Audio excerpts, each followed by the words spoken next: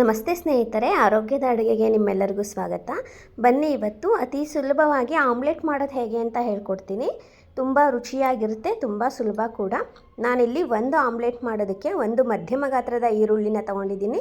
ಮಧ್ಯಮ ಗಾತ್ರದ ಈರುಳ್ಳಿ ಅರ್ಧ ಈರುಳ್ಳಿ ಮಾತ್ರ ತೊಗೊಂಡಿದ್ದೀನಿ. ಅದನ್ನು ಎಷ್ಟು ಸಣ್ಣ ಆಗುತ್ತೋ ಅಷ್ಟು ಸಣ್ಣದಾಗಿ ಹೆಚ್ಕೊಳ್ಳಿ.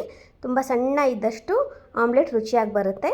ಆನಂತರ ಇದಕ್ಕೆ ರುಚಿಗೆ ತಕ್ಕಷ್ಟು ಉಪ್ಪು, ಹಾಗೆ ರುಚಿಗೆ ತಕ್ಕಷ್ಟು ಖಾರದ ಪುಡಿನ ಹಾಕಿ ಚೆನ್ನಾಗಿ ಕಲಿಸ್ಕೋಬೇಕು. ಮೊಟ್ಟೆ ಹಾಕಿದ್ಮೇಲೆ ಕಲಿಸೋಕ್ಕಿಂತ ಫಸ್ಟೇ ಒಂದು ಸರಿ ನೀಟಾಗಿ ಕಲಿಸ್ಕೋಬೇಕು. ಆವಾಗ ಉಪ್ಪು ಖಾರ ಎಲ್ಲ ನೀಟಾಗಿ ಹತ್ಕೊಂಡಿರುತ್ತೆ. ಇವಾಗ ಒಂದು ಮೊಟ್ಟೆನ ಹಾಕ್ತಾಯಿದ್ದೀನಿ. ಹಾಕಿ ಸರಿಯಾಗಿ ಕಲಿಸ್ಕೋಬೇಕು.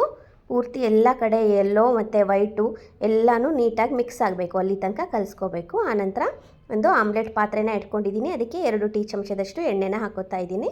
ಎಣ್ಣೆ ಕಾದ್ಮೇಲೆ ಕಲಸಿಟ್ಟಂಥ ಅಷ್ಟು ಮಿಶ್ರಣವನ್ನು ಹಾಕೋತಾ ಇದ್ದೀನಿ. ನೋಡಿ, ಹಾಕಿದ ಮೇಲೆ ಒಂದು 30 ಸೆಕೆಂಡ್ಗಳ ಕಾಲ ಆದರೂ ಹಾಗೆ ಬಿಡಬೇಕು. ಉರಿ ಸಣ್ಣ ಇರಬೇಕು.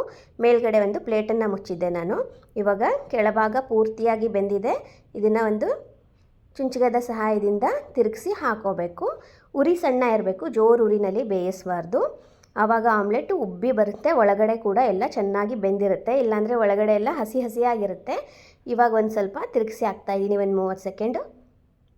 ಆಲ್ರೆಡಿ 2 ಕಡೆ ಬೆಂದಿದೆ. ಈಗ ಆಮ್ಲೆಟ್ ರೆಡಿಯಾಗಿದೆ. ನೋಡಿ ಎಷ್ಟು ಚೆನ್ನಾಗಿ ಉಬ್ಬಿ ಬಂದಿದೆ ಆಮ್ಲೆಟು. ನೀವು ಈ ವಿಧಾನದಲ್ಲಿ ಒಂದು ಸಾರಿ ಪ್ರಯತ್ನ ಮಾಡಿ ರುಚಿ ಹೇಗೆ ಬಂತು ಅಂತ ಕಮೆಂಟ್ಸ್ ಮಾಡಿ ಹೇಳೋದನ್ನು ಮಾತ್ರ ಮರಿಬೇಡಿ. ಇದೇ ಥರದ ಆರೋಗ್ಯಕರ ಅಡುಗೆಗಳಿಗಾಗಿ ನನ್ನ ಚಾನಲನ್ನು ಸಬ್ಸ್ಕ್ರೈಬ್ ಮಾಡಿ. ಮತ್ತೆ ಇನ್ನೊಂದು ಆರೋಗ್ಯದ ಅಡುಗೆಯೊಂದಿಗೆ ನಿಮ್ಮನ್ನೆಲ್ಲ ಭೇಟಿ ಆಗ್ತೀನಿ. ಅಲ್ಲಿವರೆಗೂ ನಮಸ್ಕಾರ. ಈ ವಿಡಿಯೋ ನೋಡಿದ್ದಕ್ಕಾಗಿ ನಿಮ್ಮೆಲ್ಲರಿಗೂ ಧನ್ಯವಾದಗಳು.